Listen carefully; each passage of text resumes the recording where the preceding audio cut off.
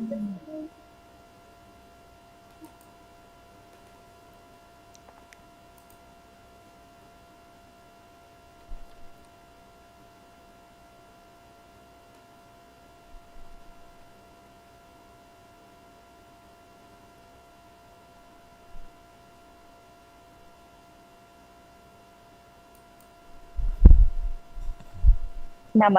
and good evening, everyone. Today we continue part 5 on the exploration of Sanskrit language. Namaste, Sraddhalu, and Namaste, welcome. and welcome to all of you. You may post your questions during the conversation in the chat box on YouTube, or you may send your questions beforehand at our email ID, integralstudies.in@gmail.com. We had received a few comments, and I'm going to read the first one from Apurva. This episode was simply remarkable. For someone who has a whitewashed education, it was difficult to conceive the beauty of Sanskrit experientially. What was fascinating was around 90 minutes of the last episode, I was becoming calm naturally and could sense thoughts as energies. The experience was concrete, and boom, you started talking about how different worlds are not far by distance, but by phenomena. The intuition that Sanskrit language opens up is simply mind-blowing. Thank you for this series. Please keep doing what you're doing. And then we received one more comment from Nikhil. In my view, Deva Bhasha is essentially a matter of the one original language of mankind, of which Sri Aurobindo speaks in the book The Hymns to the Mystic Fire. I am of view further that such original language belongs to the spaceless self, the self which Sri Aurobindo reveals in Savitri, page 724. Am I correct to think so? And a last question from First Law. Why is Gayatri Mantra considered as the mother mantra of the Veda? Okay. So we have 3 questions, one comment and 2 questions, but I want to merge them all into one larger discussion while addressing the questions and comments themselves, but also take it further into the implications. First of all, for Purva's observations about this underlying sense of intuition which is implicit to the Sanskrit language. The problem we have as primarily English speaking, and I will use the word English thinking people, or whatever other languages may be which are not close enough to the original Deva Bhasha. The problem is that we are used to thinking of language as a thing in itself. We think of language as something which is created for purpose of communication by us.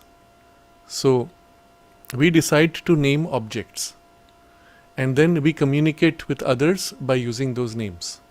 Now this description, you will see, is typical of the reasoning mind and the sense mind, where the mind, let's say, which is inside us, depending on how you want to see it, is universal or it's inside us, does not in itself know a thing.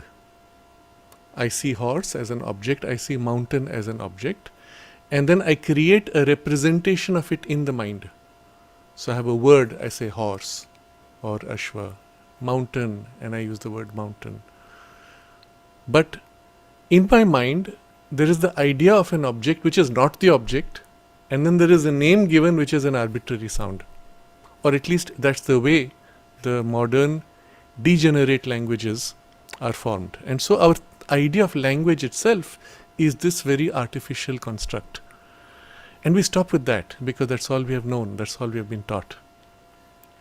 What happens when you start learning Sanskrit, or even when you learn one of the derived languages which still recalls the sense of root sounds, where the language itself tells you, by the way, there are roots, go back to the root to understand the word.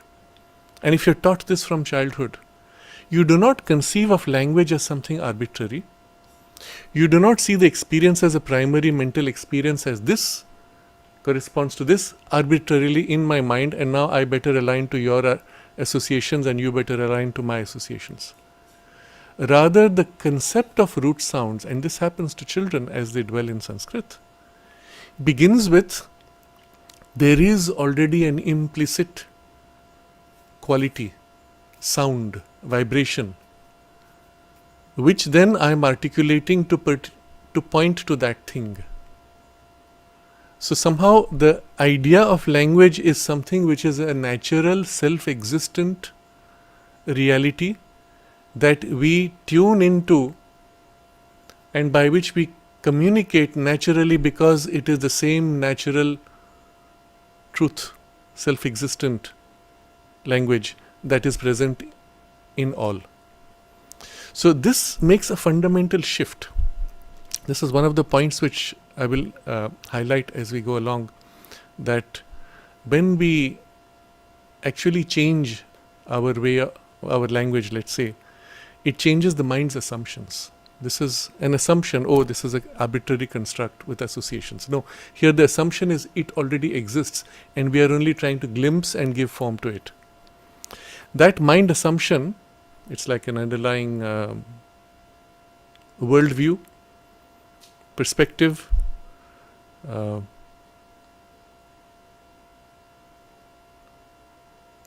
which affects the thought processes which are a consequence of this perspective, which then changes how your thought processes operate because of this implicit shift, paradigm. As a result, you also have a change in your attitudes to life. Now, I've said this in a very general way right now, and as we proceed, I would like to give some examples and elaborate. So this is going to be one important aspect. The other thing which also I'm drawing on Apurva's observation, this intuitive character, that if once you recognize there is something already above and you have to tune into, you are constantly making an effort to tap into something higher. And as a result, with no other special effort, your mind is being turned upward to a conception that there is an intuitive knowledge. And all we are expressing is coming from that. Now this is so important because when you go to the Upanishadic texts, the Vedic texts, or generally any of the more ancient sacred texts, there is this idea already that the knowledge is there. And we are only glimpsing it or giving form to it. Or as the Vedic rishis declare that the knowledge itself is one and the wise men see it differently or see aspects of it or give form to it in different ways. And this now becomes so natural, so obvious. Out of that, when a whole, let's say, religious culture develops, because every civilization has to pass through its religious phases where it is glimpsing things behind the scenes, behind appearances, and trying to make a link between the superficial appearance and the deeper sense behind, which is still crude perhaps. And that's what gives form to the early forms of religions. Still implicit to the religion is this idea that there is already an underlying truth and the religion is only trying to link, to articulate, to form a bridge between the inner or higher worlds and the surface or lower worlds. Which again is radically different from the form of religion as it exists in the European or Abrahamic context, where we are taught even today that the word religion, coming from the root of religare, to link, to combine or draw connections, and it's taught today even in European schools, it is to form the group of the religion. If you go slightly deeper, maybe in the religious tradition itself, or at least in the mystical content of the religious tradition, you will be reminded it is to link yourself to God, to the higher truth.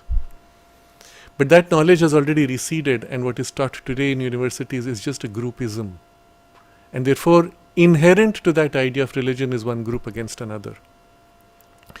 In the Indian context, where this idea of an underlying truth already self-existent and universal and eternal, that we are aligning to, even as the religions form, implicit is the idea that each one has his own way of forming, articulating or practicing or relating to that inner or higher reality. There is no groupism. There is an extreme even of individualism to the extent that each one is free uniquely to follow their own unique line of relation with the divine, and yet you can have groups of similarities, of affinities, of alignments, of similar needs or forms and so on, which is what makes for the religious groups or subgroups. And so it is almost natural that you would have groups and subgroups always in all the Indian religions, and there's no problem with that. Nobody sees this as a division. They see it as a particularization of specific needs. And the divisions happen only when you forget that there is the same one truth, that we are only approaching differently according to our nature, our needs, our current evolutionary stage. And therefore in India you find there is no conflict between religions fundamentally. The conflicts may be economic, political, for other reasons. They may use religions, but they are not religious conflicts, which is also why it can embrace and accept all kinds of practices, traditions, even the Abrahamic religions without a problem, until they start dominating or cutting you and breaking you up in order to control, etc. So what you see is, even in the tendency of the religious mind, the link to the unity is not lost, and therefore there is an inherent universality. Now I'm showing all this in some detail because you see all this boils down to the implicit paradigm of the language itself, or the worldview which is behind the language. And so I'm linking this not only to the opening to the intuition, but also to its practical implications. And I link this now to Nikhil's comment that the one original language of mankind, he says, is it belongs to the spaceless self. And am I correct to think so? Yes, in a way. Only I would not particularize it to spaceless self. I would say to the self generally. Because the self includes its transcendence, its immanence, its individualization, all at the same time. So again, this becomes natural to the mind that is so aligned in this paradigm, that one which is transcending finds its own words, vocabularies, forms, etc. And so you have this continuum built up, but it's always the self. So in the Vedic text, and we read a portion last time from Kapali Shastri's observation, where he referred to a particular quotation that is translated as the bull, and the bull vrish in the Sanskrit, in the Vedic Sanskrit. When you look at Sri Aurobindo's translation of this root vrish, and I'm looking at a text now from the volume which is called Vedic and Philological Studies, and he's studying Mandala 4, and he's going to the root sounds to explain the deeper sense of the mantras. So vrish, he describes in 4 nuances or aspects of the meaning. One is to go, approach, flow, glide, movement. 2, to push, movement, pressure, force implicit. 3, because the force intensified, to kill, injure, pierce.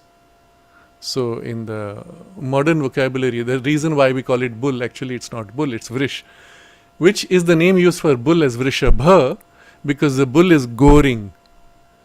See, the cow we saw is this plenitude that she gives, but the bull is this force and the sharp horns by which it goes to protect, to defend, to attack, etc. So therefore that becomes vrishabha. Also there is a sense, the male, masculine principle. But I'm going ahead of myself. And 4th, to shine. Now when you see the root rish, rish, and from there you look at variations. Rishi, sage, ray of light, luminous. Rishu, great, strong, powerful. Rishya, white-footed antelope. Interesting. So you see here already the sense of force, swiftness, rapidity, movement, luminous though, not dark, not heavy. And so that is the sense of that originating consciousness who bellows.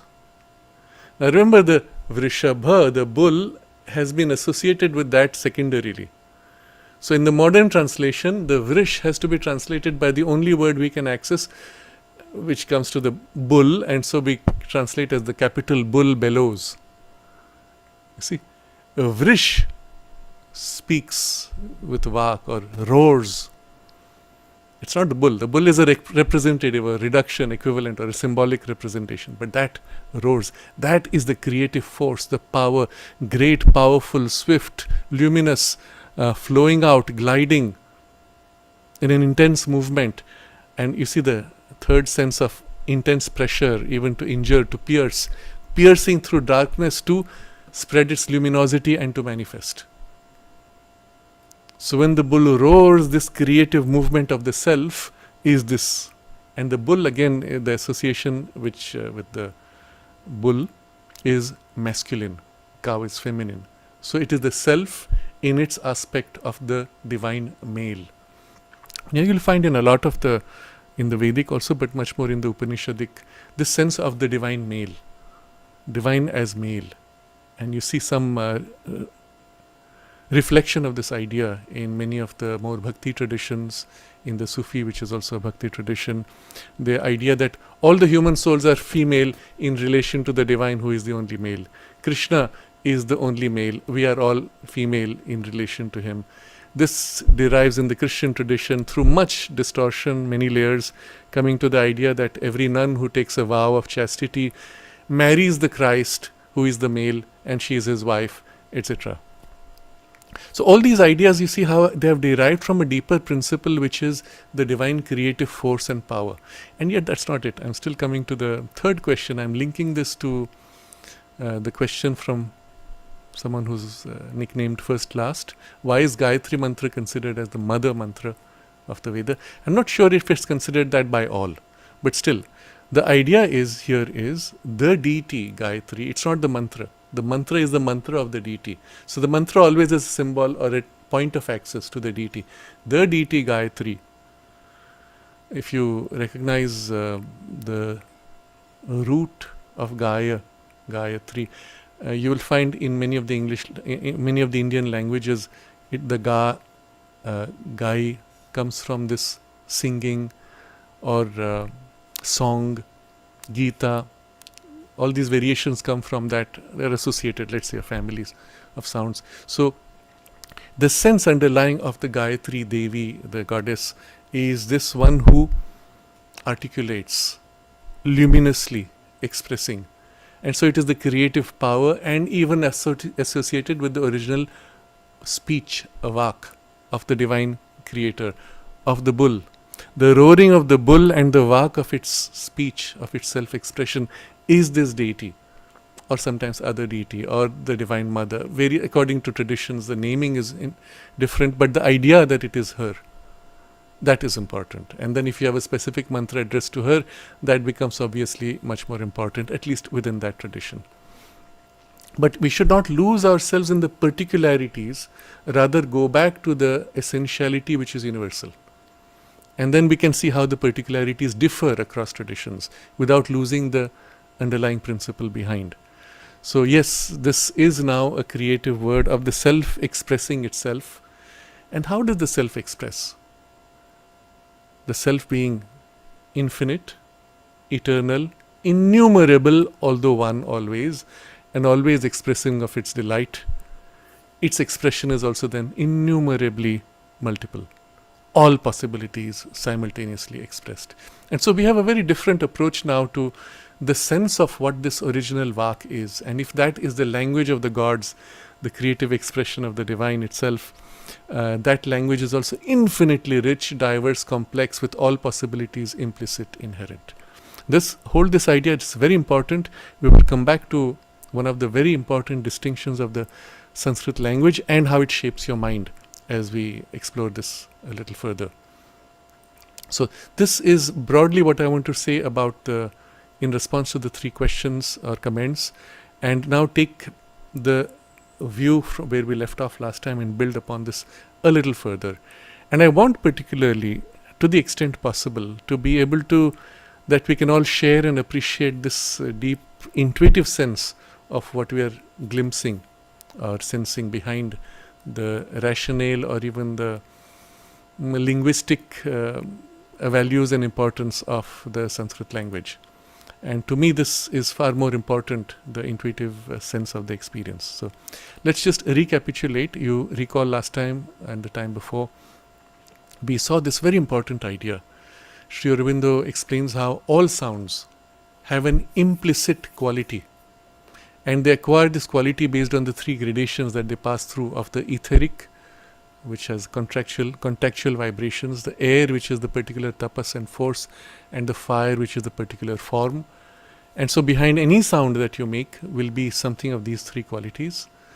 And then he says that initially all languages were much more expressive of general sensations and emotional values, not really ideas.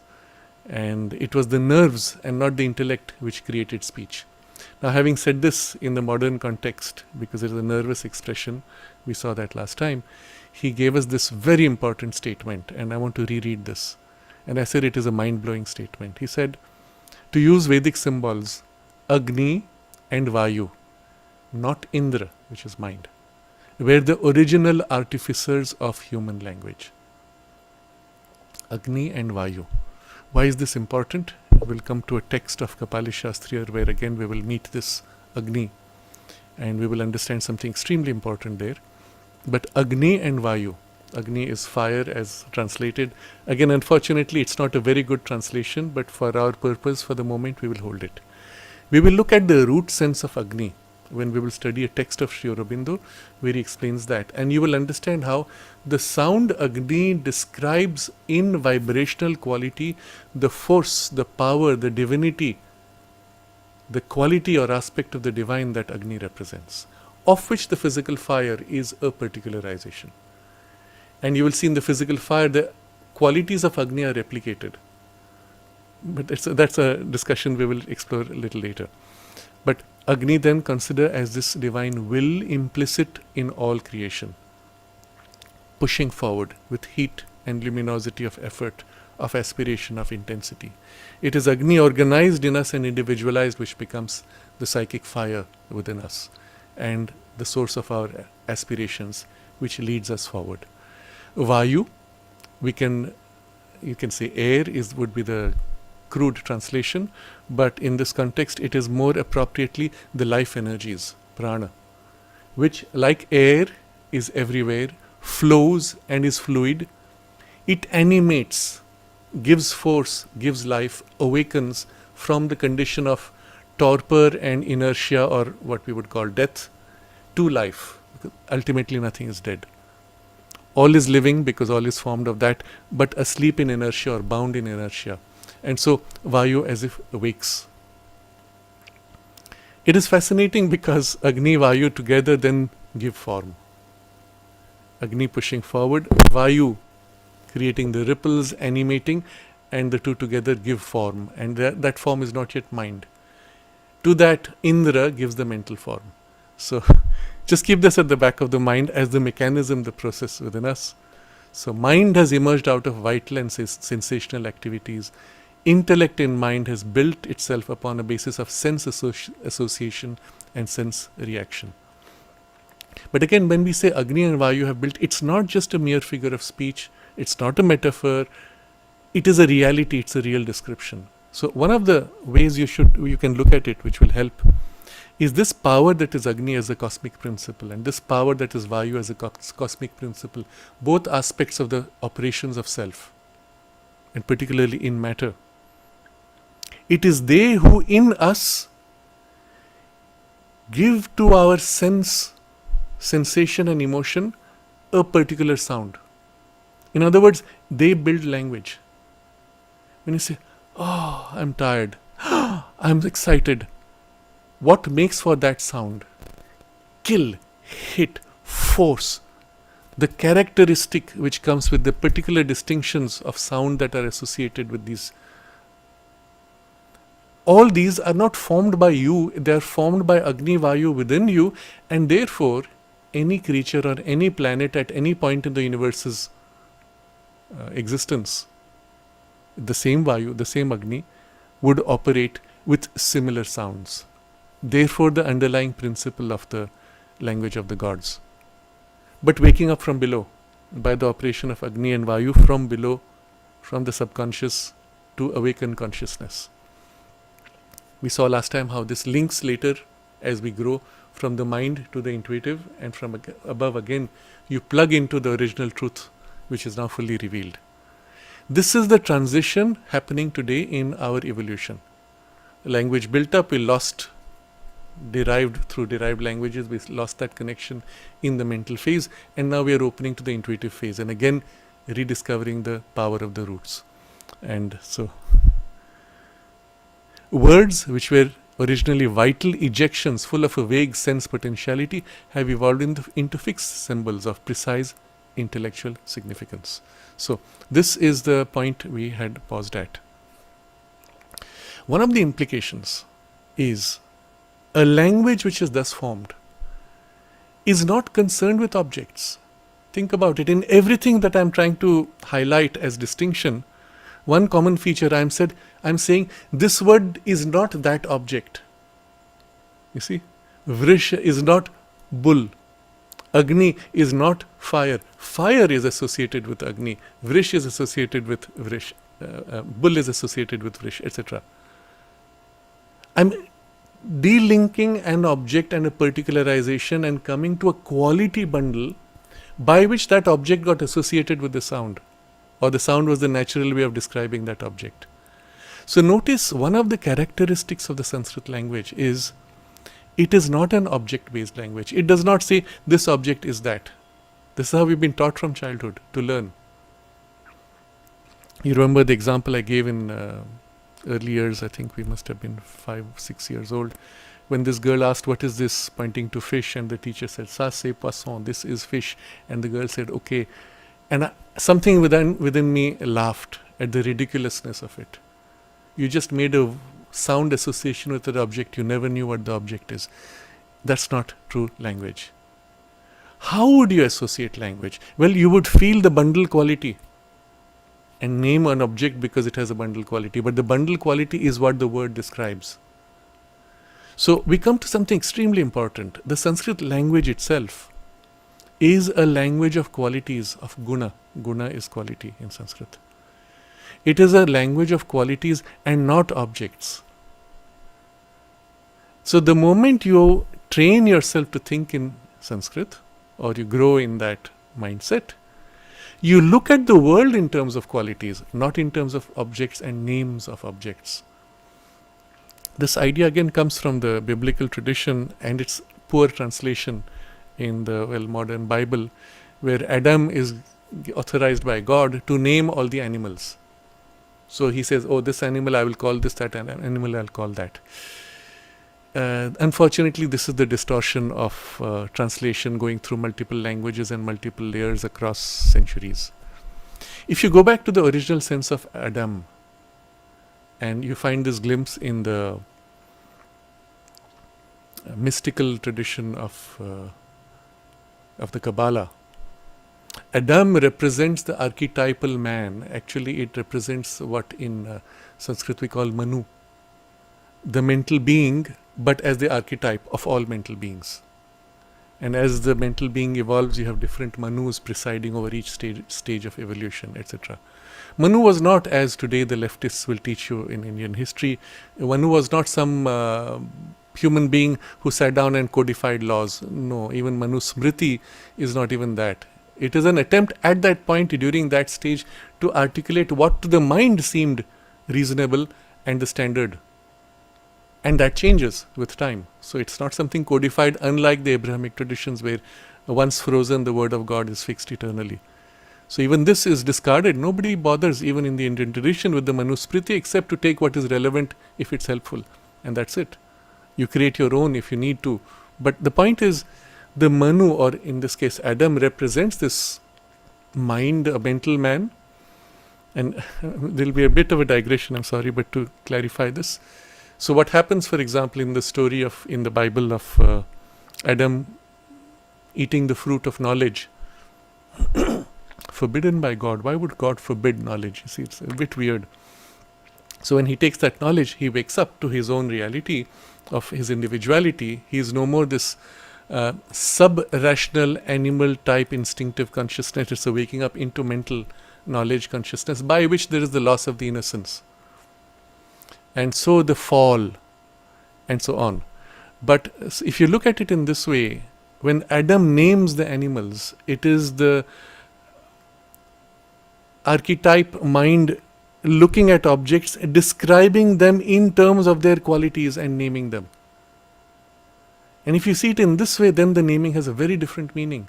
It's like you see this object, what is its implicit underlying distinctive quality, and that you evoke and give to it a vibrational form. That's the true sense of naming, and that would align perfectly with what happens in the Sanskrit language. So remember, the language itself trains you now to think in terms of qualities and not primarily objects.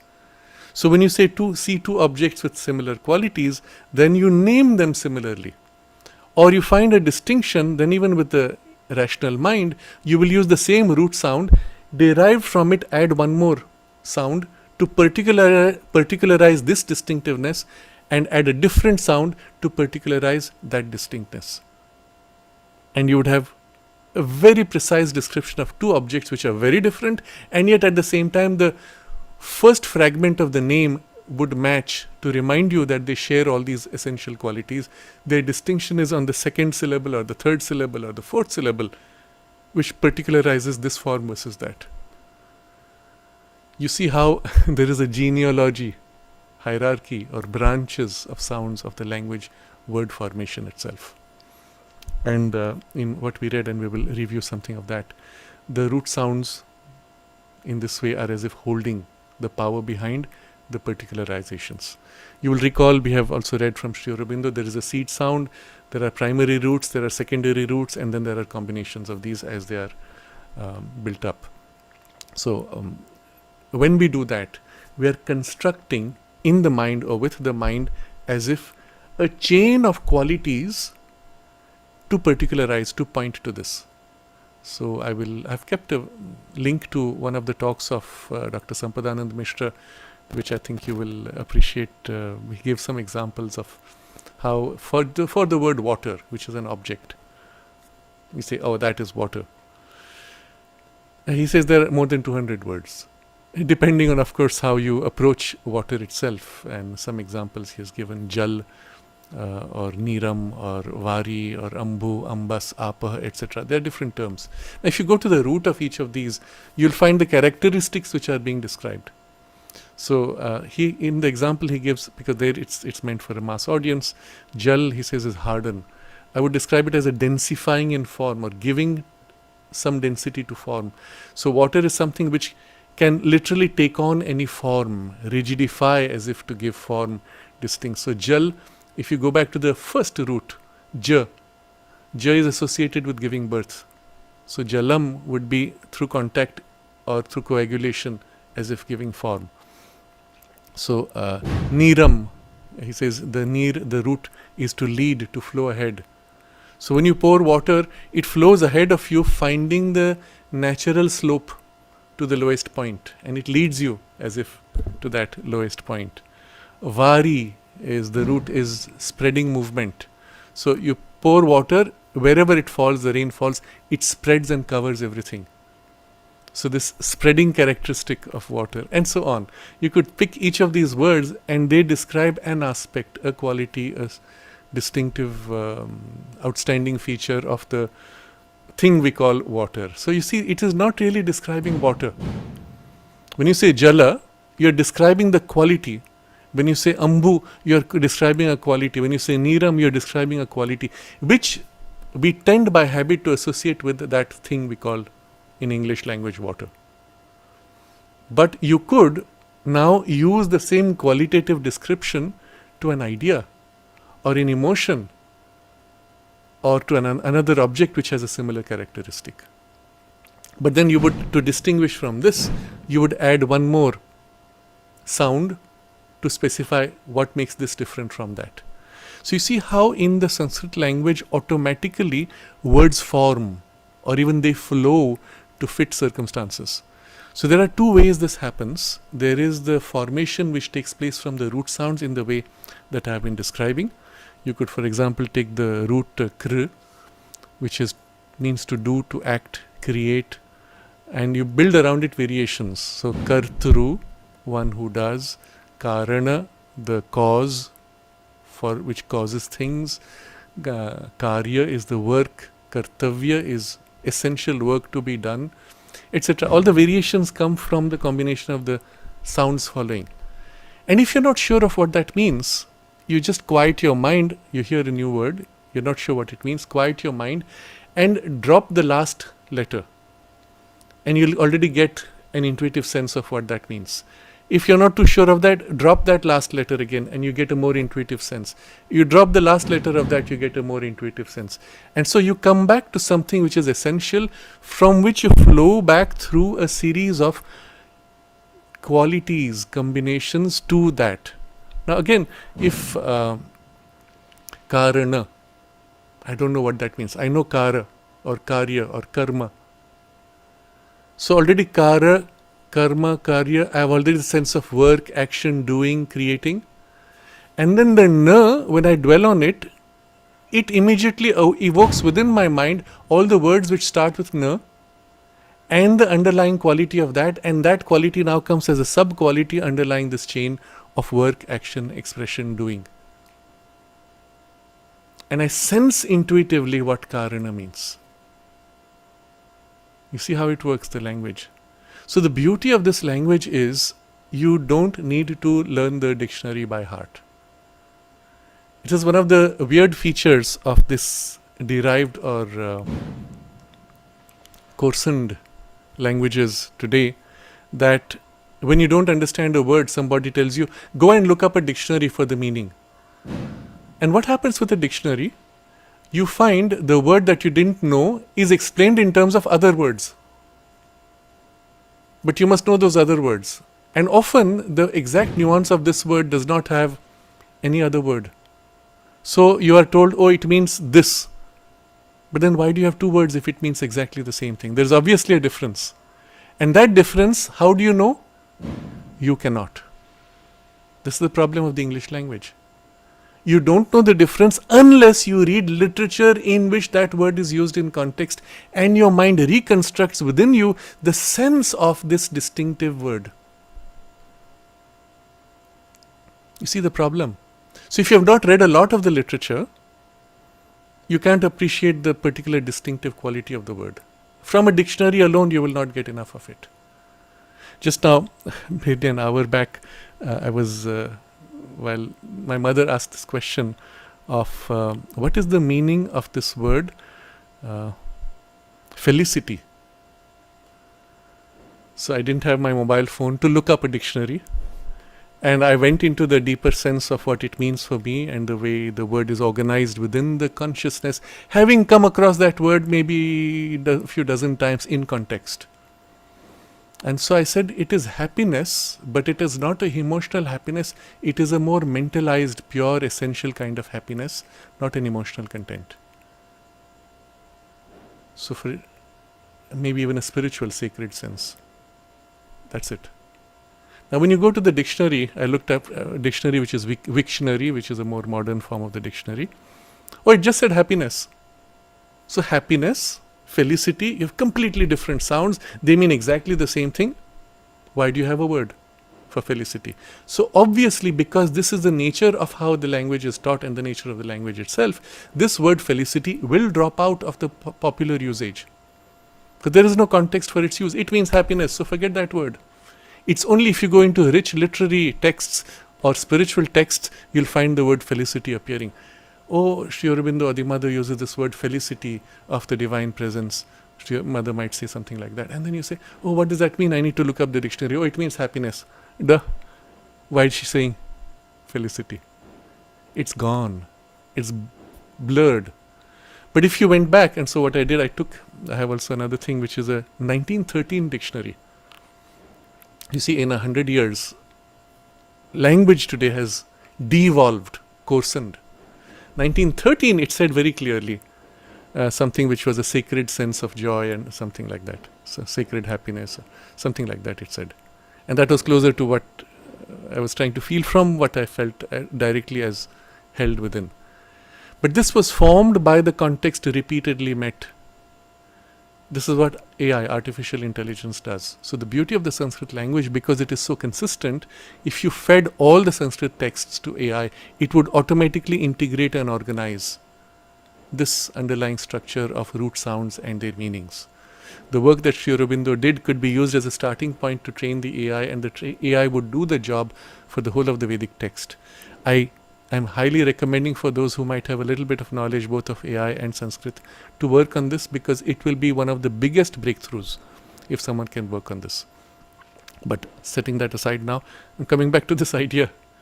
You see, the structure of the language itself is so different that the word reveals its own meaning to you by the fact of the association of the root sounds that you have met. Now, when a first root sound gives the broad context, the second gives a modifier upon it, the third sound will give a further modification. And a fourth might give another specialized modification. So you are actually building a chain which is particularizing more and more, distinctively. So now when you see a word going this way, sharing first root, second, third, and then splitting on the fourth, or sharing first, second, splitting on the third. The split on the third and the split on the fourth would give you the sense of greater particularization on the fourth, less particularization on the third, even less particularization on the second. Now I'm coming to something very important, and let this be absorbed intuitively as we explore this. In other words, the longer a word is, the more mentalized and particular its meaning. The shorter it becomes, the more intuitivized, broad and multifaceted its sense. Isn't it? Now, I'm going to elaborate on this a little more shortly.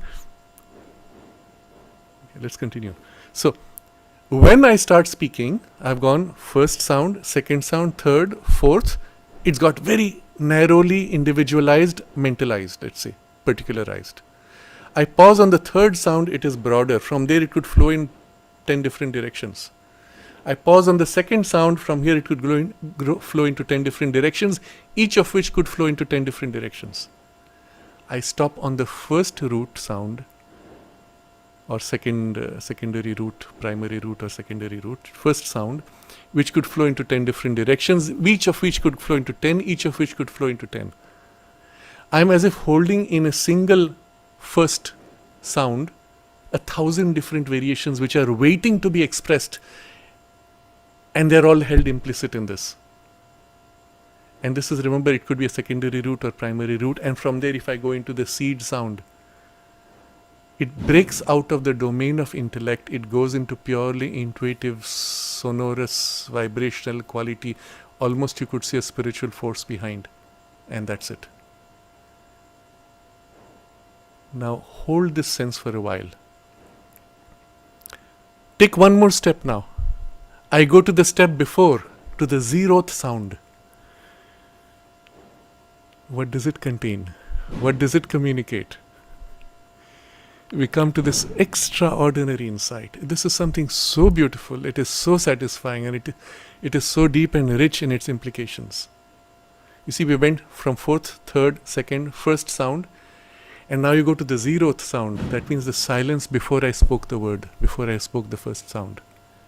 In that silence, everything that I could speak ever is implicit. This is the silence of the self. All sound is now the roaring of the bull. But the roaring of the bull is all possibilities simultaneously expressed. Right now I'm not the bull, I'm a particularized, individualized bull. The soul, individual, even mentalized soul, doesn't matter.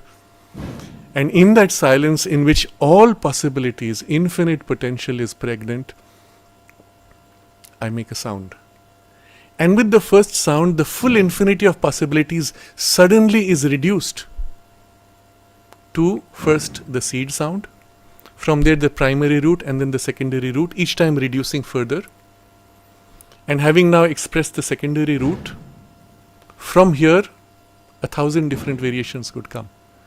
And as I flow into the second sound, that is further reduced into 100 variations. As I flow into the third sound, it is reduced to 10 variations. As I flow into the fourth sound, it has got particularized and points now to this idea, object, experience, whatever it is. Catch this sense. The implicit underlying paradigm of the Sanskrit language is that all is self-expressing, all is particularization of oneself.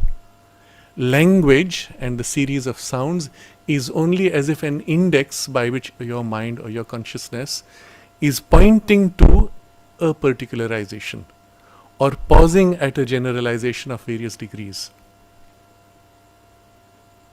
Now I'm going to state this in more mental terms. When you speak in English, your silence means absence of all communication. It's an emptiness, it's a vacuum. There is nothing there. A silence which is uncomfortable, oppressive, because it's empty, hollow, there is nothing. Please speak, I need some sound, otherwise I feel uncomfortable, I'm scared. And when the sound now comes, it starts expressing and giving you something, filling the emptiness. Into your empty bowl, I am putting drop by drop, arbitrarily, each cluster of sounds, sequence, is one drop, another drop, another drop, another drop. And in your mind, you are now combining these drops to build a cohesive sequence for a meaning.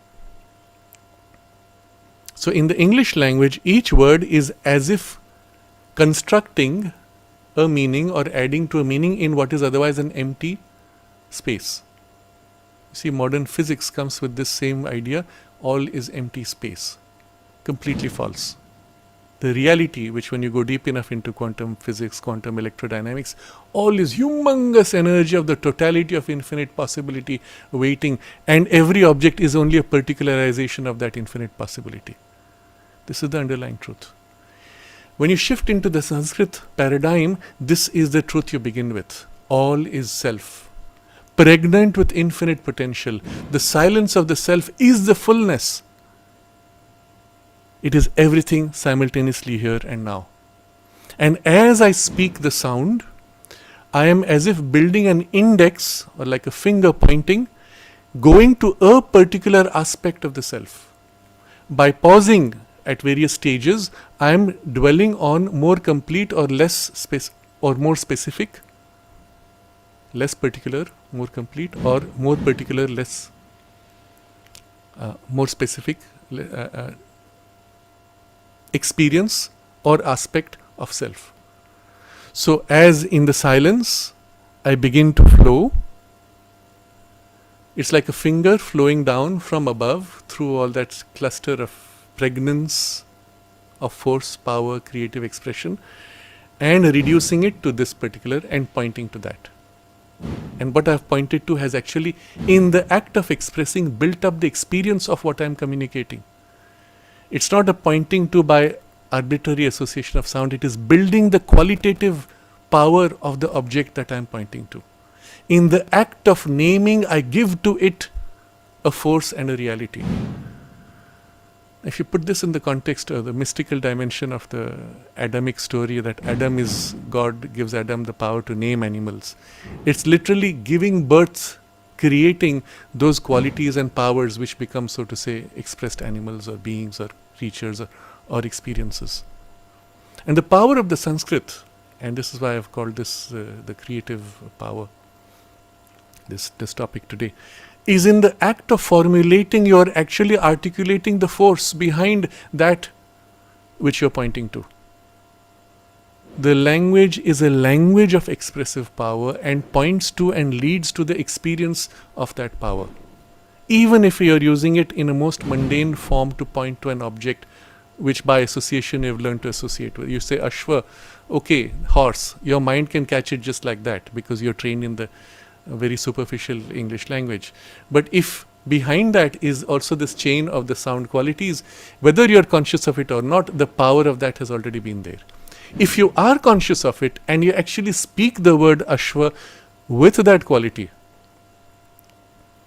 then you are consciously amplifying the force behind, and as you say, Ashwa, you're releasing the force of that which you describe. This then gives you a glimpse of the nature of the power of mantra, especially when done in this conscious way. Otherwise, even without this conscious thing, it has a power, it has a force because of this. But this is the nature of the language itself. Isn't that amazing? So implicit to the language is the sense that all is self, and the silence of the self is pregnant with infinite potential. And language is only particularizing as you speak to point to an aspect. All the rest are still present, they are not gone. You see how it changes completely. Your attitude to life itself. It is inherently, implicitly a spiritual language, an intuitive language, because it holds the intuitive and spiritual truths implicit in the structure of articulation and language itself. So I said that the words could be formed by combination of root sounds, but once we have come to a mentalized stage of evolution, we can also we can build words by combination of word sounds. So in the link which I have shared, Sampadanand Mishra gives us this example. He is often asked by teachers, what do you say in Sanskrit for some of the modern words? Camera, microphone. So, and he gives the example very simply: Rupa, form, image; Grahaka, which takes. So camera would be Rupa Grahaka, or microphone, Dhvani Grahaka, sound taking, that which absorbs or captures sound.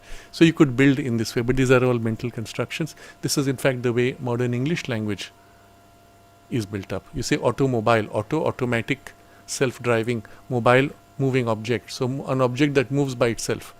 That's all automobile means. By association in time, you have learned to associate it with the word, with this object that we call a car.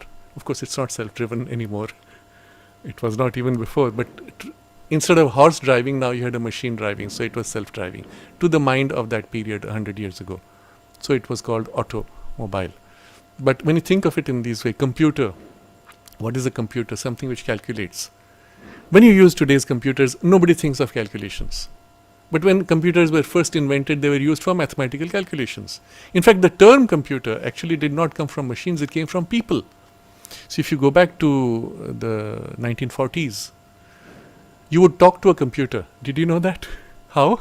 On the telephone. So these people who had to do complex calculations, they would pick up the phone, call up a computer, which was a person on the other end who was specializing in computing and calculating. And they'd say, I need this, please compute this and give me the answer. So they would compute and give it back. That was a computer. A human being was a computer because they were computing, calculating. And when a machine was created which would do that same work and faster, the machine was called computer. That machine became more and more sophisticated until at a time when today the computer is actually an artificial intelligence. It is a graphic screen. It is some place where you create music, play music, you watch movies, you create movies, you do everything literally. And still you call it a computer. The word no more fits, no more describes what it was. So what do? Do you give a new name to it? You can't, because all the literature has already frozen you into this word. If you change the name now, all of your literature becomes obsolete. You're stuck with a fundamental inconsistency and contradiction between sound and meaning. That's the nature of modern languages. If you had to name it from the Sanskrit perspective, and you caught the essential quality, that essential quality would be unchanging because it is essential. It is defined in terms of that, isn't it? Of course, computing is an essential quality, you could argue. And behind all the fancy screens is a computing CPU, computing a processor, which is doing calculations, series of calculations. But that's no more a truth experienced by us in relation to the computer, isn't it? So I'm just giving a few examples of this to highlight not only the difference in the way the language operates, the way it can build, create sounds, words, meanings, experiences, but the force and power that is implicit in the creation and which is also permanent, does not degenerate because it caught an essence. I want to give one more example of this creative process. It's very interesting because remember last time we also identified the sound flowing in the creative movement with the structure of the sound creating mechanism: throat, tongue, mouth, teeth, lips. And I showed or explained how this is something which would be universal. Any creature of any kind, even if instead of lips you had a beak, and the throat could be of various kinds, mouth could be various kinds, lips could be various kinds, whatever you may do in any creature on any planet, structurally it would broadly follow the same, and therefore the Varna Mala, the full spectrum of sounds, would be largely the same. You remember that? So to that I'm going to add one dimension. If the sequence of sounds is conveying the force of what is intended behind, as you articulate that sequence of sounds through the mechanism of speech, the mechanism also follows broadly. You can't make too tight an association, but broadly the sense of the meaning. I'm going to give an example of this. In the Secret of the Veda, Sri Aurobindo speaks of Brahman, Brihaspati, and then there was a word which has fallen out of use, Brahmanaspati. And underlying this Brahman or Brahmanaspati is this idea of the creative flow, moving, expressing, manifesting, from which Brahma in modern times becomes associated with the creator, Vishnu, sustainer, and Shiva as the destroyer. But that's a modern mentalization of something which in the Veda is very different. But Brahma as a deity comes later from this Brahmanaspati, of which the reduced version is Brahman. But what is Brahman? It is the one moving into multiplicity to manifest and to become. And so the creative process. But implicit also is this creative movement of vibration and sound moving into expression. So now you look at how the human speech apparatus expresses the word, even the sound of Brahman. So observe what happens. First you have b, br, br, brah, then brahm, brahman. Okay? Just observe the sequence. Remember the sequence, each adds to something to the meaning. So look at the first sound, b. You cannot make this sound and hold it. It is an explosive sound. Before you can explode into the sound, you have to build up a pressure. And if I have not built up pressure, I can't do the b. Isn't it? So the silence behind the sound already has built up the characteristic of the force of the sound. So before I have spoken Brahman, I have already built up the power which will burst to be. B, burst, be, Brahman. Okay? So force is held, unarticulate. Now watch what happens in the lips. There's an expansion, a pressure built up. And depending on how much power you want to put behind, you build up more or less pressure. B. But wait, the B sound is a pressure built up and then a release. There's no R yet, just B. And A, existent. Remember, A sound is existent. Existent, release into existence. Pressure held, released. And remember what the word used in modern physics is Big Bang. B. Why is it Big Bang? Because it carries that sense of the power of the creative Brahman.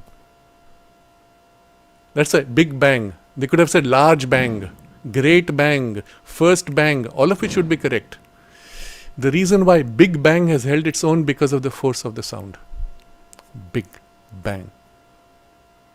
Not huge bang. Not first bang. It has no force of its own. So Big Bang, if you appreciate, because it has a double bang, double expression, you will see why even in the English language, all these principles of the Sanskrit language operate But we've forgotten their power, we've forgotten their force. We don't even know here on the surface, but implicit inside, the principle behind of the Agni and Vayu creative forces are still operating, even in the English language, which is what makes the Big Bang the natural sound by which to describe an original creative explosion. But notice there also, there is an explosion. That means there was a pressure built up before the explosion came. What, who? Oh no, physics doesn't answer that. They don't even like to go into that. There is no before, because time and space got created with the bang, right? So again, it's not rational. It's not tangible sensorily. It's an abstraction and a play of ideas. And it's not true. The reality is the universe has always been. And it has gone through many cycles of expansion and contraction, etc. But it is eternal. That's a different story. But let's keep for the moment Big Bang. And it came because the originators of this idea were Christians, and they had to fit it into the biblical idea. God created the universe in 7 days, and etc. So they had to somehow give an origin to the universe. And you see, the farther we look back with all the new telescopes, the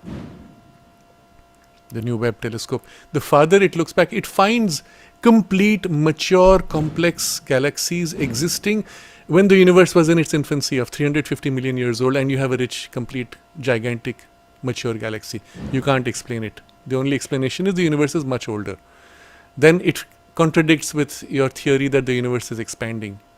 So when you make a mistake, a falsehood eventually will collide with the truth, and there'll always be this internal inconsistencies. So you have to just recognize there was no Big Bang, universe is not expanding. Yes, it's flowing, it's moving, but it's not expanding. That whole thing is an error. But let's not digress too much. We come back to Brahman and the Big Bang. So the first B existing, it exists now. But then there is it's not just B, there is Br. What is the R doing? The vibration is this resonance of vibration which is forming all existence. You could experience it as the underlying delight and the vibration of delight, or you could say it is the original vibrational sound, vak, nada, by which all is formed. And the R conveys that. So Bra. And then Bra. With that you lose all the air, all the pressure built up. It's released, it's complete. So the first we will call this now, I suppose, secondary root now. When you come to Brah, it's already created the universe. But the universe is not yet sufficiently sensorially accessible. So the Ma has to come, and I'm going to associate the Ma sound and the Man sound with the Manas and the mind. So in the first movement, the oneness becomes multiplicity. In the second movement, the multiplicity now fragments, losing its oneness. And that's the mental consciousness which forms that. So Mana, Man, Brahman. Brah as the first movement, and then the Mana as the reflection, decaying, reduction, where oneness is lost in the Man and mental consciousness, which has lost the supramental oneness. Now you see, in the way even the Mana, there is also a Ma. There is no force now, no explosion. It is just a Ma and a Na. It's the Ma repeated inside with the tongue, the same sound. So you could give meanings to it. I don't want to push it too far. You can, of course, and in many of the mystical traditions, they really try to force these things and draw out the maximum juice of philosophy from it. Yes, one can do a lot like that with Sanskrit also, but I will pause here just to give you the sense of how the physical mechanism of sound production actually somehow correlates. And I won't say exactly, but still somehow correlates even with the underlying force of the sound and the power behind and so on. So I come to one very important conclusion or observation from this. Remember what we just said earlier, that in the Sanskrit mind, or the intuitive mind, the self is omnipresent. Your speech, your human vak, is only particularizing the divine creative vak, in which all is already expressed and created. We are now pointing to that, saying, this is what I want to convey, isn't it? So our speech is now this pointing hand of the mind leading to and forming in the process through sequence the quality that this corresponds to, that I'm pointing to. The moment you understand this, you observe something quite extraordinary which now becomes obvious. When you take a dictionary, the Sanskrit English dictionary or English Sanskrit dictionary is something totally different from, let's say, English and Spanish, English and French, English and Italian, Italian and Spanish. In all these, let's say, derived languages, European languages for now, one word has a corresponding another word. It's a one-to-one correspondence.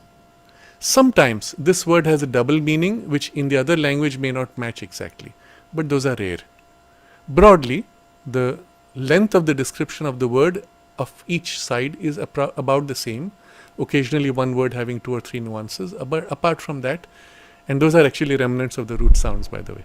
Apart from that, one word corresponds to another. So if you translate, all you have to do is replace this word by that, and the rest is only a slight modification of the grammar rules and structures to translate from one language to the other. Very simple. They are mental languages. But when you come to Sanskrit and map it to any of the mental languages, let's take English for the moment. You can't do this because Sanskrit is not mental, its word structure is not the same and with the meaning structure of English. What happens, and this is the amazing thing when you look at the Sanskrit dictionary, first of all, they're huge.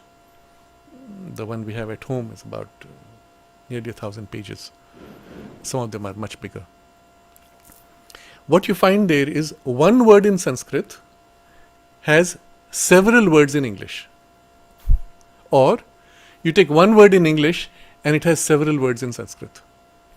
This is so confusing.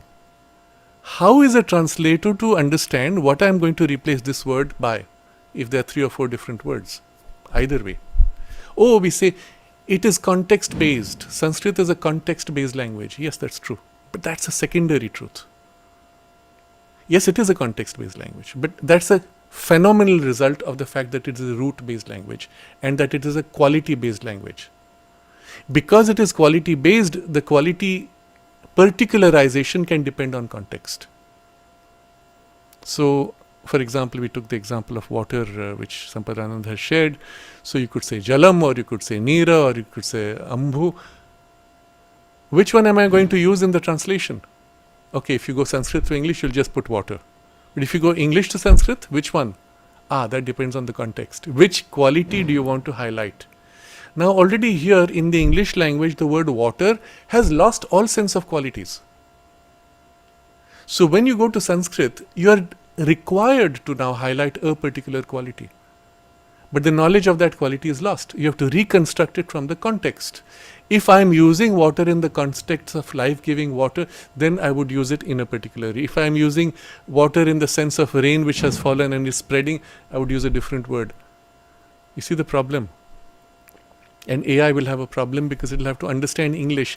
English is a reductionist language. You have lost the deeper, richer information of the context. You have to reconstruct it by reading the lines before and after, or even a whole paragraph or the name of the chapter to get the context to be able to make an accurate translation. The problem, though, in the other way is even worse.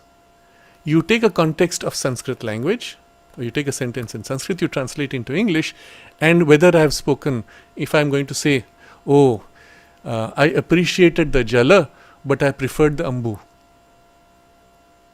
If you translate it, you will say, I appreciate the water, but I prefer the water. You've lost the meaning. You see, this happens when, even within the English language, when context is very special and words have multiple meanings, then you see this happening. There's the famous joke, I believe there's some truth to it, but it's put in the context of a computer. When the first computer was given the test of translation, they took a biblical phrase, the spirit is willing, but the flesh is weak. Meaning, I want to do this, but my body desire or my body inertia is preventing me from. The spirit is willing, the flesh is weak. It's unable to do what the spirit is willing. So the computer translates spirit, alcohol, flesh, meat. And it translated as the wine is good, but the meat is bad. Why? Because you lost the context. if it was in the context of some mind struggle, etc., you would have understood what spirit was referring to. And so this kind of error can easily happen when you go from Sanskrit to English. This was the great problem of the Vedic translations. And it is a horrible problem because now suddenly you have these sages talking about cows and bulls and horses. What were they doing? They're talking of sunrise and darkness. And then they say weird things like the darkness is nourishing us and the light is nourishing us. There's a dark mother and a bright mother and they're both nourishing. What are they talking about? And so all this gets reduced to historical or natural phenomena. No, they were not naturalists. There are actually articles of Sri Aurobindo where he has to start with that assumption. If he says, oh, this is all bunkam, this is wrong, this is how it is, people just don't accept. So you have to say, yes, they were naturalists, but they use the nature as symbols of a deeper spiritual truth. Ah, okay. So the European mind says, yes, it's a symbol, it's a metaphor. So why were they talking in metaphors? Why not talk about the thing in itself?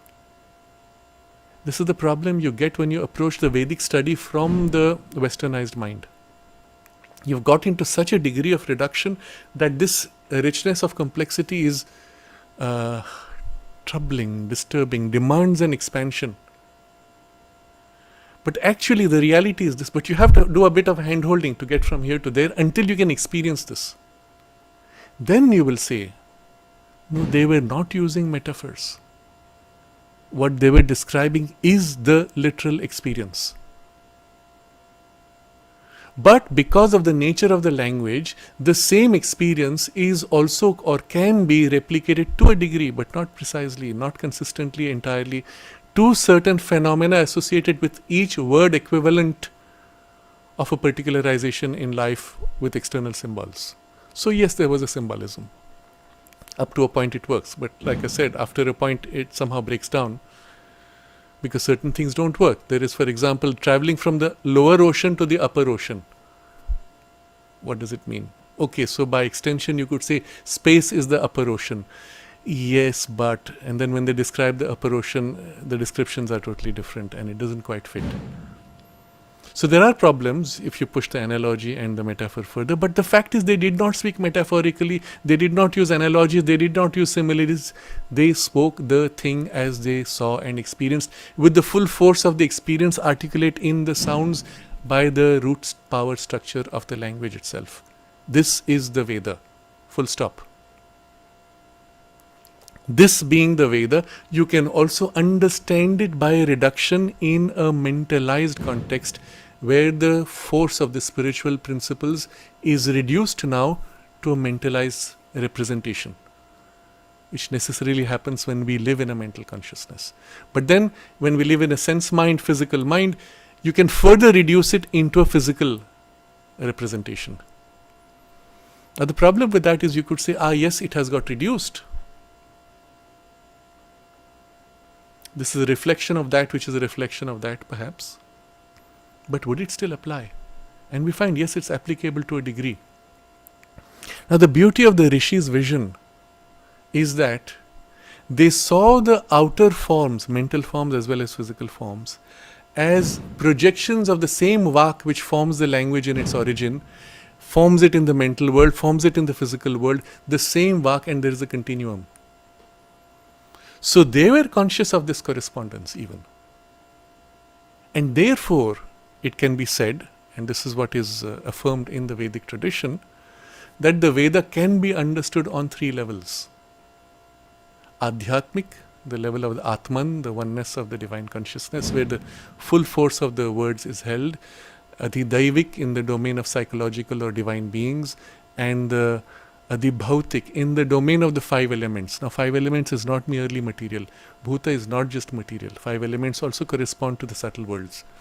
But in the domain of distinctive forms, separative forms, where five elements construct all forms. Forms are not innate things in themselves, which is still true, by the way, in the higher mental regions. The force takes its own form. The thing is form. Here, form is a construction corresponding to the archetype you build from below, gathering material and combining using 5 elements. So, in the domain of the combined constructed form, that is the sense of the Adi Bhautik, domain of Bhuta, 5 elements, Pancha Mahabhuta. So, yes, it can be understood on all 3 levels because it is expressive of a truth that operates on all 3 levels. Nevertheless, it is on that level that the Veda is expressed. Now, once you have understood this, you realize that in order to know the Veda, you had to enter the mind or the experience or the consciousness of the rishis as they uttered the Veda. And the full force of their experience is held in the sound sequence power. And thus, even if you don't know what they meant, even if it is an experience above your range of access, if you repeat the mantra and dwell on the power and the sound sense, in the repetition it would lead you to something of that experience. This is the idea. This is the basis for the more ritualistic form of the development of the Vedic tradition. Since I cannot access that domain of experience, let me utilize the force of that and actualize it here to the extent possible by the force of the word itself. And if the word has a correspondence to objects here, let me arrange those objects in order to gain the material representation of that spiritual truth and recreate it as if in the atmosphere and create as if a vehicle, a vessel in which that spiritual experience, presence, consciousness can be invoked and held. This became the basis for the occult rituals, techniques, knowledge, systems, etc. But the moment you've reduced it to this level, you could say, yes, but you notice any intention I could tie to any sound and thereby build my own constructed belief system, occult system, practice system, etc. What is to distinguish this from that, which is the Vedic? To my consciousness, there is nothing, because that could have been just as arbitrary, because I have lost the link to that vibrational power. But to one who holds the sensitivity of that power, you'll say, no, there is a difference between a constructed and an inherent, implicit, spontaneously true divine reality experience of the sound power and its mantric expression. There is a huge difference. Therefore, in the Indian tradition, you had two very different terms to describe these two domains. One is called Shruti, the other is called Smriti. Shruti is that which is heard. But it's not normal physical hearing. It is the hearing of the higher consciousness, listening to the higher vibrations of the creative power manifesting, expressing through the mantras. And what is heard is then articulated and expressed, transcribed by the rishis in the closest human sound structure possible in the Sanskrit, the Vedic Sanskrit language. But it is still a transcription of the original vibration descending. That's why it is heard, and its origins is not human. They will say, so today there are arguments, people will say, but the rishis composed it, yes, so it is human origin. No, the rishis say, we only transcribed what we heard, which is eternally resonating. It is in that domain of the divine consciousness that the Vedic mantras already and eternally exist. So it's not a belief, it is a reality for that experience. And they have transcribed it to the closest possible in human sound speech. Therefore, its sacredness. As distinct from this is the Smriti. Smriti means remembered. So what you remember which somebody said or did or happened is transmitted as the Smriti. And stories, history, etc. all those would form part of that which are humanly constructed. And that which is heard and revealed in this way as the Shruti is extremely valuable because it is of divine origin. It has a divine revelatory force implicit in the sound itself. And of course in the meaning and in the consequence of the sound and meaning expressed. So you understand why the Veda were considered so valuable and precious. But what is interesting, and we go into something which is quite complex here, if the oneness expresses in this structure, and remember it is expressing from the oneness in which all is present simultaneously. Every rik, that is the verse of the Veda, is a particularization from the oneness, implicitly holding all else behind. There is a natural resonance between certain riks, certain associations. There are even in their natural resonances, and when we use the word resonance, you see mathematical relations automatically. There are in the natural resonances and relations certain mathematical or geometric relations. Fascinating. So there was a study by Dr. Subhash Kak, professor, where I think the book he titled was this Astronomical Code in the Rig Veda or something like that. And there he showed that in the Vedic verses, the number of verses in specific, let's say, chapters corresponded to the rotational periods of various planets of the solar system. What? How is that? Did the Rishi actually say, hey, by the way, Venus takes so many days, Earth days, to go around the sun, so this particular chapter I will compose with so many verses? No, they did not. Obviously not.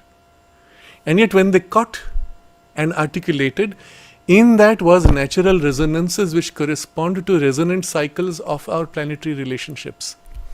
By the way, just because I took the example of Venus and Earth, there's a fascinating resonant relationship of Earth and Venus, as with all planets actually. And this goes into pure mathematical relation and the physics. Venus is in an orbit about half the distance from Earth and Sun. So as it rotates and we are rotating around it, the relation that we have with Venus as we see it in the sky, if you were to take Venus rising from the horizon at a fixed time every day, well, modifying for the days of the year because of the equinox, etc., precession, what you end up is seeing Venus draw exactly a 5-pointed star.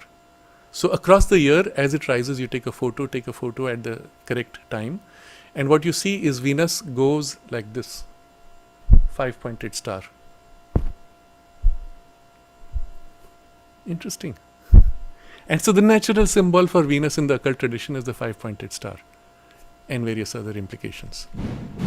Now, it's not that they saw this and then said, okay, we are going to create this relation. It's that relation is natural to the rhythms, which relation reflects in the natural rhythms of the planets. And by the way, just so you know, suppose we move the Earth closer or the Venus farther by some force, it would interfere. There's a gravitational resonance between Earth, Sun, Venus. And it would interfere in a way that it would pull and push on each other until the orbits would realign to make for this combination again. So all of our orbits of the solar system are fully balanced up to Saturn. Uranus, Neptune and Pluto are unbalanced. In other words, their orbits are still not stabilized by this natural resonance. They are disruptors. They don't belong literally to the harmony of our solar system. Therefore, in the astrology traditionally, we don't even give much importance to them and so on. It's a different story, but I'm just showing you how these are natural truths of resonance and mathematical relations. So when you have something coming like this from above, formed from self and articulated, there would be natural relations among them. And the Rishi need not do it consciously. Subhash Kak gives another example there. I think, if I remember right, I may be wrong by a bit, but the conclusion I remember correctly. He says, if you take the first half of the chapters of the Bhagavad Gita and the second half and count the number of verses and divide one by the other, you get pi. Pi to the so many decimal places. Fascinating. But the last digit is wrong. It should be something else. Then he says there is actually a tradition that says there is one lost verse in the Bhagavad Gita. So if you bring that back and you increment that side by 1, then this digit becomes accurate. I had read this 20 years ago, maybe more, 25 years ago. But you'll find the paper online, I'm sure. The point though is, it's not that the Bhagavad Gita was composed with this idea. It's that when you articulate something which is a spontaneous expression of an underlying divine truth in its purity, it naturally rhythms out and resonates in its natural balance and rhythm, which then makes for these spontaneous mathematical relations. So,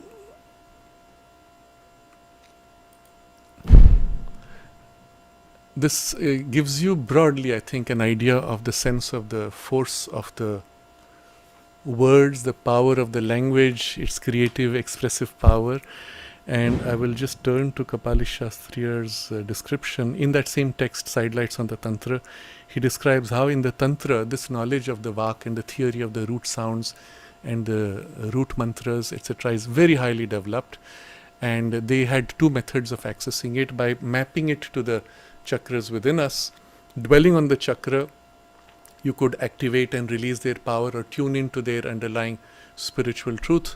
Or the easier way, which was given to those who were not capable of that direct concentration, by the repetition of those sounds, etc., you could concentrate and thus touch those. But then he says, this being the method of the Tantra, you have to distinguish from the method of the Veda. And then he explains the method of the Veda, looking at the same underlying truth. They looked at the deities behind rather than the root sounds and the chakras. And the focusing on the deities, and I will read from a tiny part of this, where he says, the Vedic method of using the Vak for purposes of sadhana, a word is necessary to distinguish from the Tantric method. And then he describes that. I won't go into detail, but just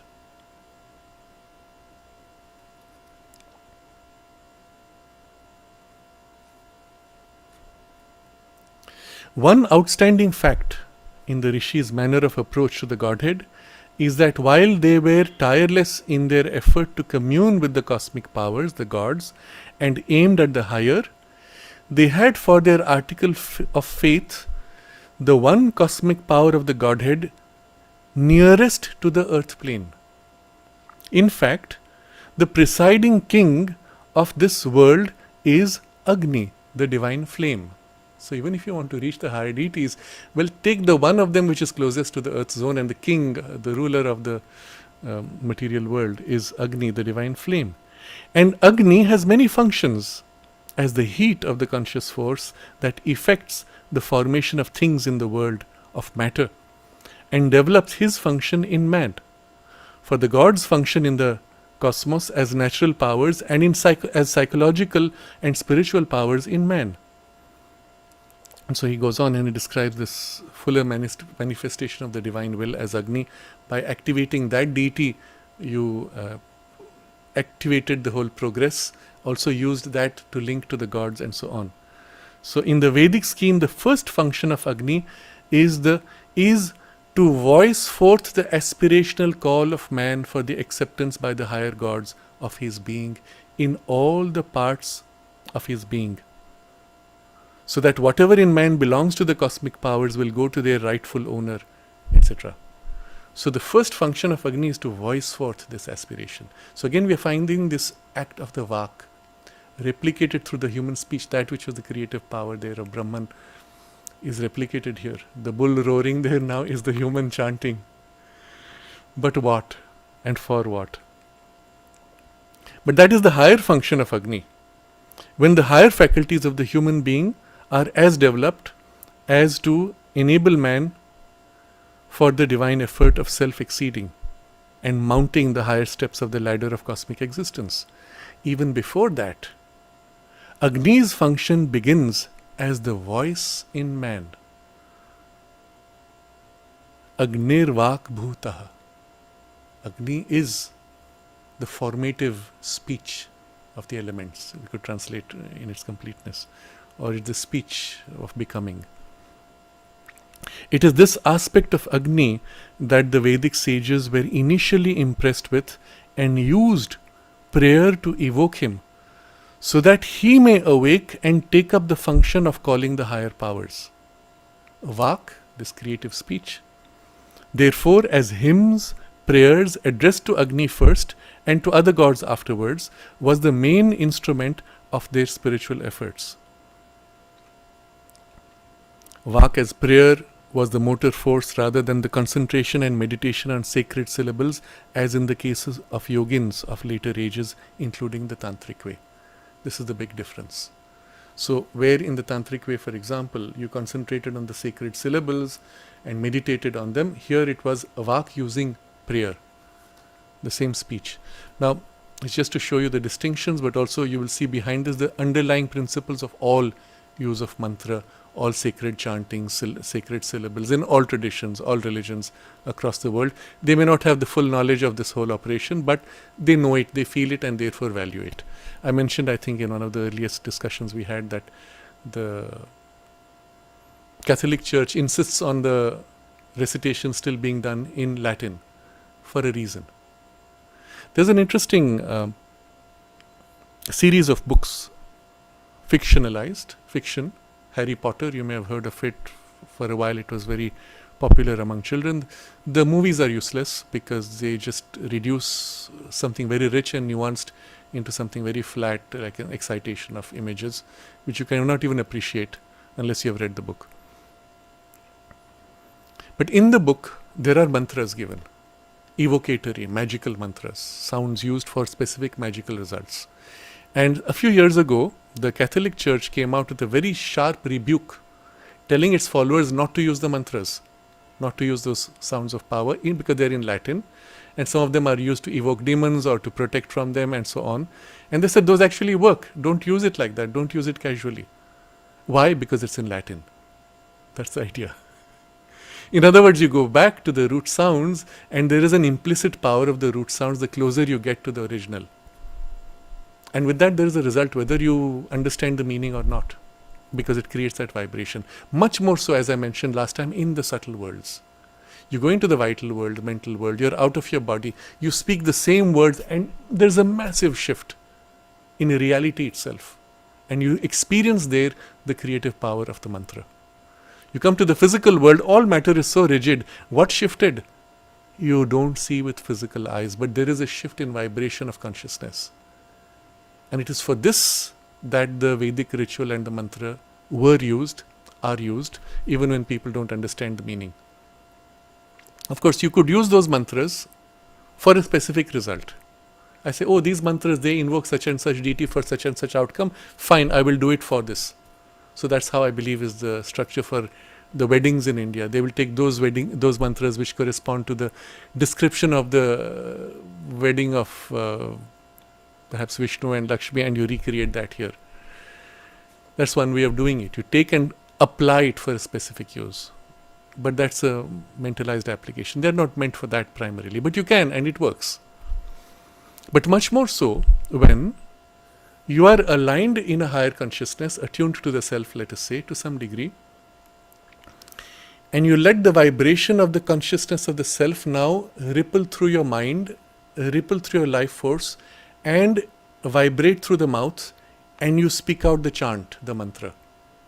It could be a standard mantra from the Veda. It could be your own at that moment expression in the language of the inspired vibration of Deva Bhasha or Sanskrit.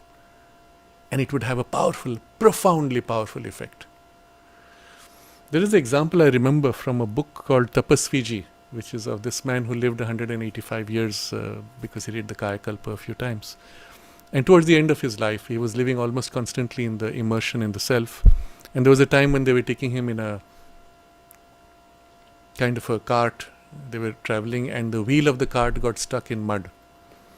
And with all the force of all the horses and humans, they could not push it.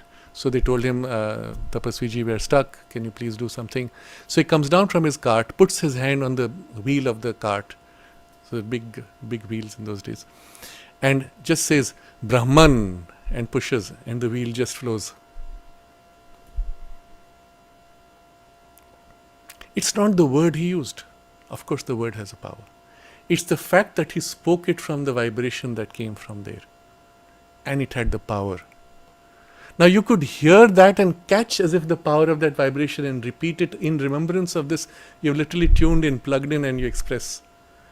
This was the idea of the transmission of the power of the mantras. Which also there in the science of mantra, they say, do not speak the mantra given to you, you will lose the power that was given to you. So even there are people who leech on power and things like that. So it's just to show you that finally it's the power behind. While the physical vibration certainly assists because it's aligned to that and makes possible the full translation of that power in physical vibration and sound and even evoking in the mind, finally it is that which is finding the best vehicle. So you could, in principle, speak in English and still do that and you would get a result. Perhaps in the material vibration it would not be the same result, but in the action of the force it would be the same result. So I think with this I want to close this theme with one last portion, which is a very personal sharing of text from the Lalita Sahasranama, where Panditji used to recite this because of whatever historical reasons, and he did it in his own way. He never followed any formal traditional practices of the rituals associated with the Sri Vidya, but the chant itself, and he did it as an expression of joy, of adoration of the Divine Mother. So in the tradition there are many complex rituals. One of them, interestingly, and I'll leave that in passing, is to associate each part of the body with the deity. So as you chant and as you invoke certain elements of the body of the divine, you map it to your own body by touching specific parts in sequence with those words or with those root sounds, with those bija mantras, etc. There are variations on this, so I'm not going into specific details, but that there is such a concept by which literally your index finger, which is the pointer of your consciousness, you invoke that sound, touch this part, invoke that sound, touch this part, and so on, and in the process identify yourself physically with the deity. And it is this, again, I'm reminding you of Sri Aurobindo describing how he speaks of the body of the language, of which only the spine remains, and the flesh and blood have been lost. So you see, this mapping to the human body is also present in this whole tradition with the sounds mapped to various parts. But all of this is to show that the principle behind these magical or ritualistic forms, I want to hold the attention on the thing behind. Okay, so I want to share something interesting. So in the chant, there were things where you find the names of the deity, of the Divine Mother, Goddess, as she resides in each of the chakras. So there was one particular passage which I always found fascinating, which I will read from the translation. She who is the female element Kundalini in the path, who is the innermost reality of the tradition, etc.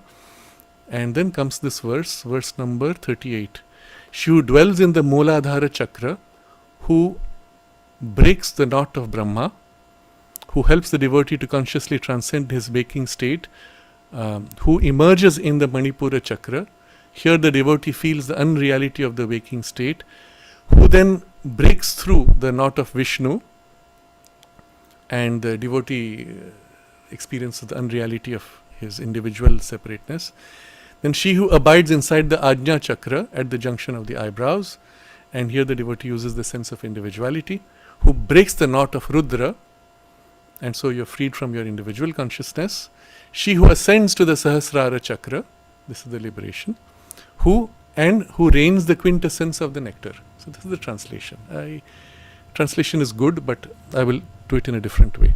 So why am I pointing to this? Because as I would chant this, I would experience the force of the chant, of the mantra, in a particular way, not concentrating on the chakras, but just that explosive force. And I often ask myself, what are these knots which are, because I had enough Sanskrit to understand the meaning. So I'll read now from the text. Maybe I will chant it. You get a feeling of this. So Mooladhara, one who resides in the Mooladhara, Mooladhare Kanilaya, and there she is the breaker of the knot of Brahma. So Brahma, Granthi, knot, Vibhedini, who breaks, the breaker of. So this Bhedini, you'll find the word Bha has this explosive force at breaking with a force. The next, Manipuranta Rudita, ascending into the Manipura chakra. Vishnu Granthi Vibhedini, the knot of Vishnu, Vibhedini. Separative in explosive force, separating in explosive force, breaking apart, fragmenting literally the sense. And then Ajna Chakrantaralastha, as settling in the Ajna chakra. Rudra Granthi Vibhedini, she bursts, explodes the knot of Rudra.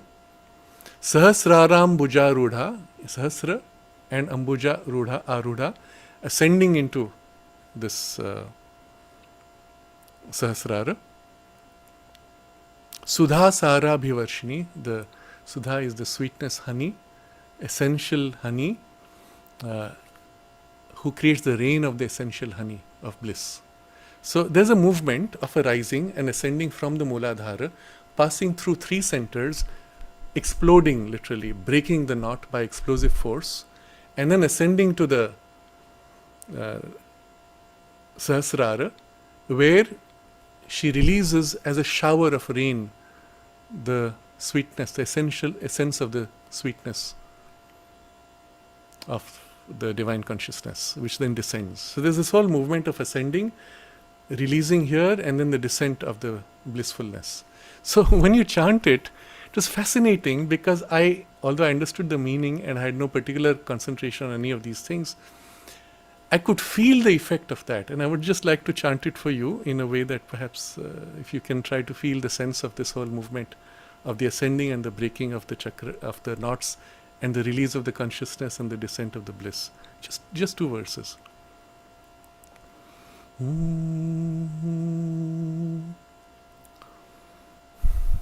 The way Panditji taught. So.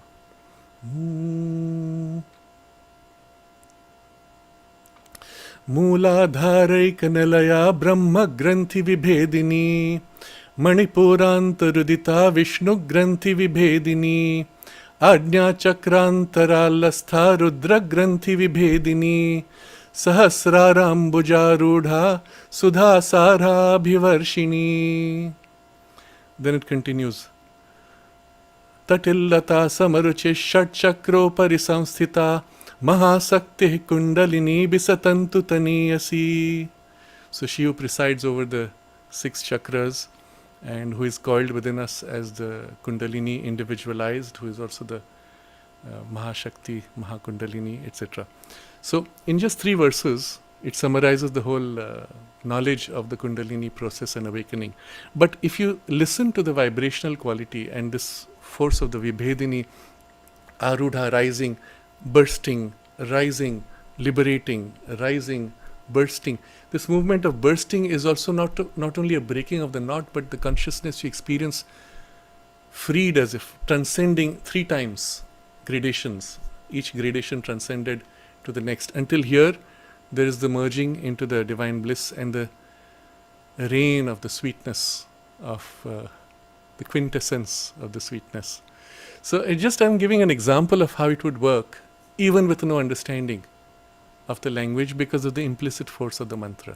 If now this you combine with dwelling on the meaning and with devotion and with conscious opening of the consciousness, you can feel it almost like a surgery of the working within you. And so this is a glimpse of the aspect of creative power of the language itself.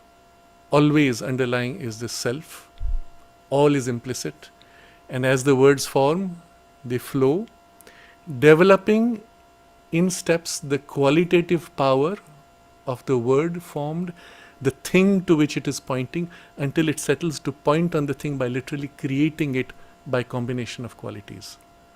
Such is the distinctive and unique character of the Sanskrit language. So I think we are going to take a pause on this. I want you to dwell on this idea. And if possible, all that we have discussed, all that we have described, try to shift your state of consciousness to think in this way, to conceive of the world in this way. And even the power of language, speech, vak, in this way. Not only our human corrupted speech, not just as language, but even as sound, but the underlying sound behind which is heard by the rishis and articulated, which is the creative speech of the divine male, bull we would translate badly, but the divine male who is the creator, the power that expresses, or the divine power, the feminine, the Shakti who flows and forms and gives form to that sound. She embodies, but she is the very substantial vibration of this creative energy of the divine creative speech. And so we can dwell on all this, and our soul, again individualized. Here, perhaps the bull, you could say, the male from whom the power, the Shakti flows, articulating through us as our nature individualized, and so on. So you see there's a very rich background of spiritual knowledge and experience underlying this whole understanding. Let's dwell on this, meditate on this without rationalizing too much. Hold it all in an intuitive sense and let it shift your paradigm of reality.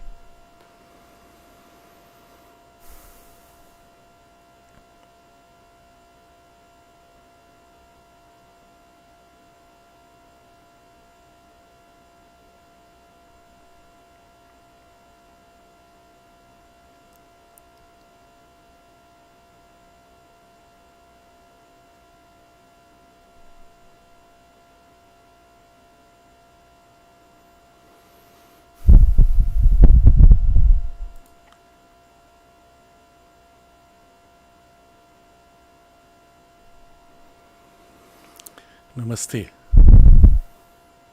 Namaste. Thank you.